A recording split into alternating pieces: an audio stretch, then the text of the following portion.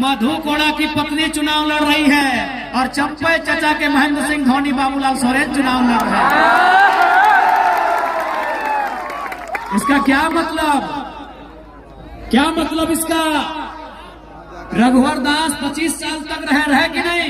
आज भी उड़ीसा के गवर्नर है, फिर भी पेट नहीं भरा, अपनी पुतोहों को चुनाव लड़ा रहे हैं। चंपई सोरेन 2 बार मंत्री रहे, मुख्यमंत्री रहे, फिर भी पेट नहीं भरा, बाबूलाल सोरेन को चुनाव लड़ा रहे हैं। मधु कोड़ा झारखंड के इतिहास में सबसे बड़ा घोटाला किया, फिर भी पेट नहीं भरा, अपनी पत्नी को चुनाव लड़ा रहे हैं। अर्जुन मुंडा जो मुख्यमंत्री के साथ साथ दिल्ली में जाके सेंट्रल मंत्री रहे, केंद्रीय मंत्री रहे, फिर भी पेट नहीं भरा, अपनी बीवी को चुनाव लड़ा रहे हैं। राजा के घर में रानी, राजा के घर में राजा। इसीलिए आज जरा महतो और प्रेम मार्डी का जितना जरूरी है, इसीलिए नहीं तो राजा के घर में रानी और जनता के घर में नौकरानी। राजा के घर में रानी और जनता के घर में नौकरानी। अगर इस व्यवस्था को तोड़ना है, इस परंपरा को तोड़ना है, तो इस बार कहीं आगे पीछे ऊपर नीचे नहीं, केवल और केवल कैंची छाप में मुहर लगाना है। नहीं, आप बताइए, क्या प्रेम मार्डी इनके बाप करोड़पति हैं? क्या इनके बाप का हवेली है? तो इसलिए ये जीत जनता की जीत होगी, और नहीं तो फिर वही रघुवर दास की बहू और अर्जुन मुंडा की बीवी चुनाव लड़ेगी। और हम और आप झाल मुढ़ी बेचेंगे, हम और आप पकौड़ी बेचेंगे, हम और आप पोथी माछ बेचेंगे। इसलिए उस व्यवस्था को रोकिए, वो व्यवस्था बहुत घातक है। एक ही परिवार से विधायक मंत्री बनने से रोकिए, वो व्यवस्था बहुत घातक है। अगर उस व्यवस्था को नहीं रोकेंगे तो गरीब का बेटा कभी आगे नहीं बढ़ पाएगा। आज पेपर लीक क्यों होता है, किसके लिए होता है, ये आपको भी मालूम है। आपके पढ़ने वाले बच्चों को पेपर लीक की सौगात मिलती है और मुख्यमंत्री की पत्नी को मिलता है। क्या मिला आपके बच्चों को? पेपर लीक मिला। क्या मिला आपके बच्चों को? आंदोलन में लाठियां मिली। प्रेम मार्डी 6 महीना जेल में रह के आए हैं। क्या मिला जनता के बच्चों को? क्या मिला जनता को? क्या मिला जनता को? मिला लाठियां।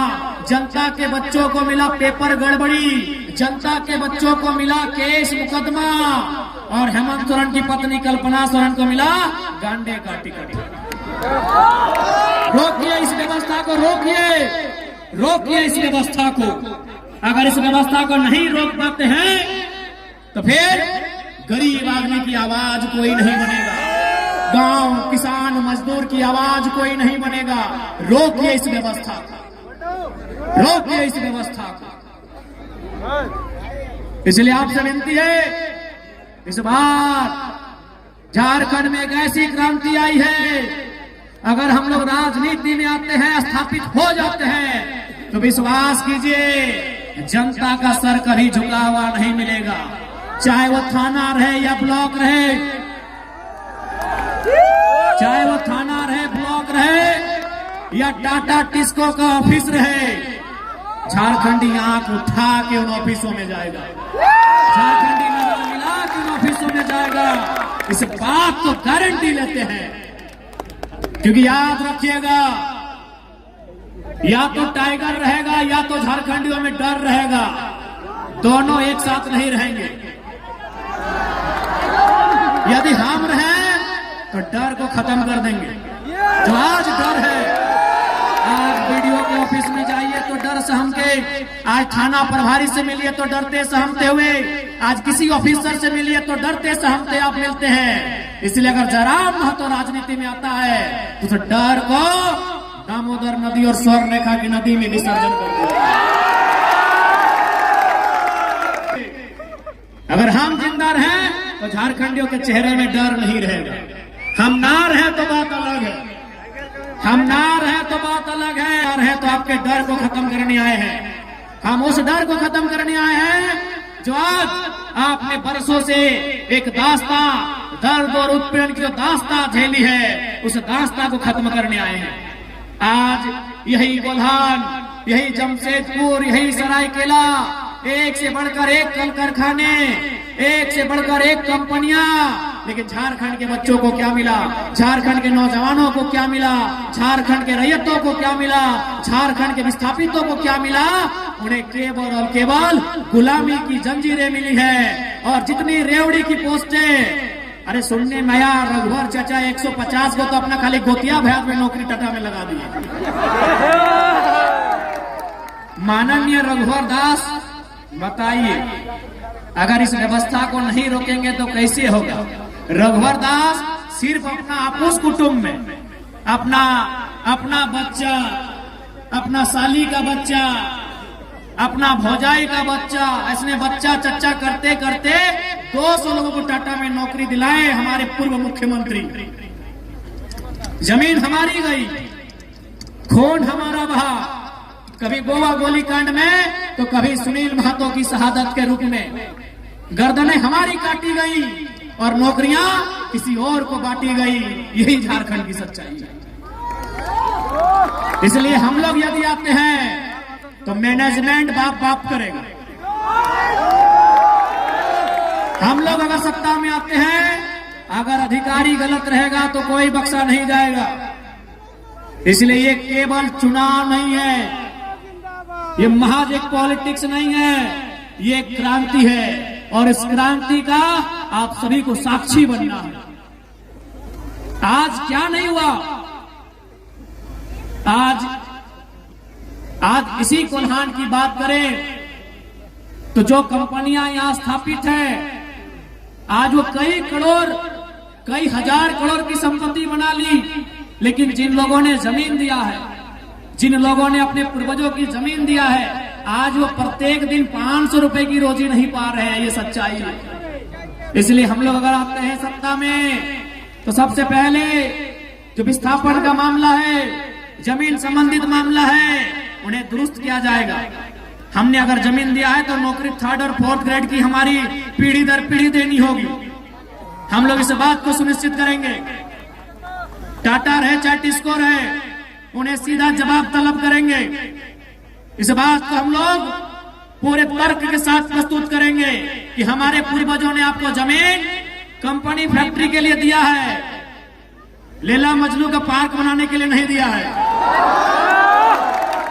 हमारे बाप दादा क्या सोच के जमीन दिया है? ये बोल के जमीन दिया है कि वहां फैक्ट्री लगेगा, जब वहां फैक्ट्री लगेगा वहां काम होगा और हमको वहां नौकरी मिलेगी। हमने आपको यहाँ पार्क बनाने के लिए और स्टेडियम बनाने के लिए जमीन नहीं दिया है। अगर आप काम नहीं कर पाते हैं, हम लोग जमीन वापसी की भी मुहिम चलाएंगे। इसलिए याद रखिएगा, इस बार का चुनाव महज चुनाव नहीं है। इस बार का चुनाव एक क्रांति है। इस बार का चुनाव स्थानीय नीति के लिए, इस बार का चुनाव बेहतर शिक्षा स्वास्थ्य की सुविधा के लिए, इस बार का चुनाव झारखंडियों के हाथों में रोजगार के लिए होगा। इस बात को ध्यान रखना है। नहीं, बताइए, आज इन 24 सालों में जिस झारखंड के पत्तों का दाम मिलता है, कोयला तो छोड़िए दीदी लोग, हम कोयला नगरी से आते हैं, धनबाद से। कोयला तो छोड़िए, आपके यहाँ लोहा, हमारे यहाँ कोयला। कोयला और लोहा तो छोड़िए, हमारे झारखंड में पत्तों का दाम मिलता है ना। ये नीम पत्ते का नहीं बात कर रहे हैं, केंदू पत्ते, चुकरू पत्ते का बात कर रहे हैं। केंदू पत्ते से बीड़ी बनता है, चुकरू पत्ते से घोंग बनता है। झारखंड में पत्तों का पैसा है, और वहां अगर झारखंडियों की दशा ऐसी है तो सवाल सत्ता से होता है। सवाल सत्ता से होता है। आज 24 वर्षों ने इस राज्य को इतना गरीब किया गया, इस राज्य को इतना लूटा गया कि हमारी माएं बहनें 1000 रुपए के लिए लाइन में लग गई। मैया सम्मान योजना के नाम पे 1000 रुपए लाइन लग गई। ये सम्मान नहीं है माताओं, हमारी बहनों, ये सम्मान नहीं है, ये भीख है। जिस दिन कल्पना सोरेन लाइन में लग के 1000 रुपए लेगी, हम मानेंगे सम्मान है। ये भीख है मेरी माताओं, ये सम्मान नहीं है, ये भीख है। 1000 रुपए निर्मल दास ने, बिरसा भगवान ने 1000 रुपए पाने के लिए शहादत दिया था। हमारे पूर्वजों ने 80 साल 90 साल संघर्ष किया 1000 रुपए अकाउंट में लेने के लिए। जल जमीन जंगल पर अपना अधिकार के लिए राज्य अलग हुआ।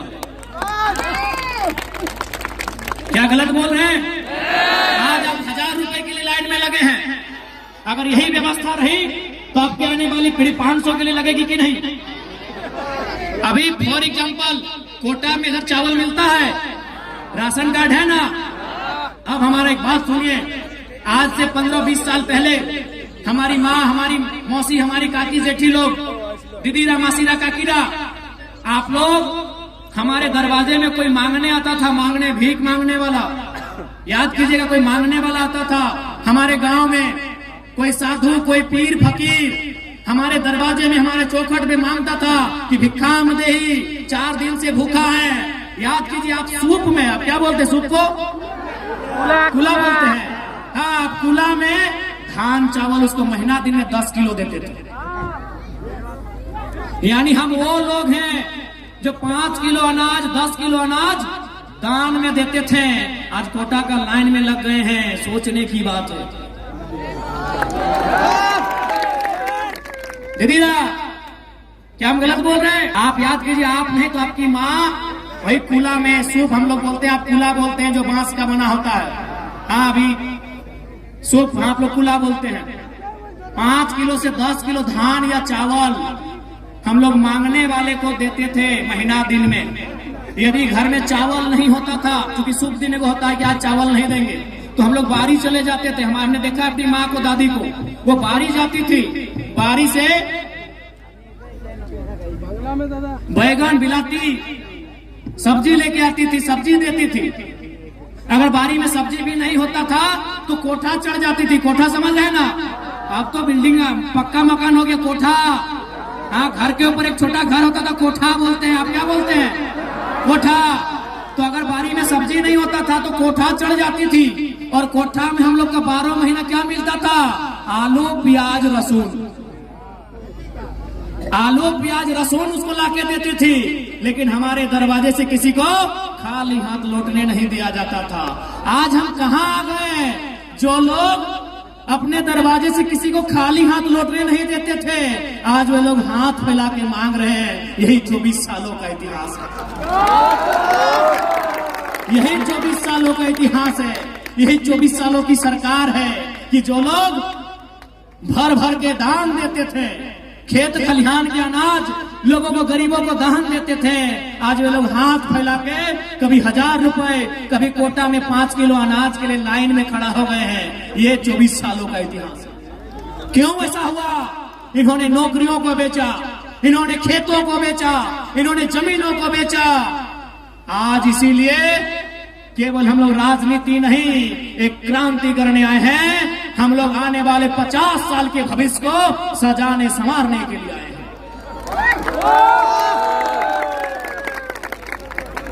इसलिए और हम लोग एक नई शुरुआत करने आए हैं।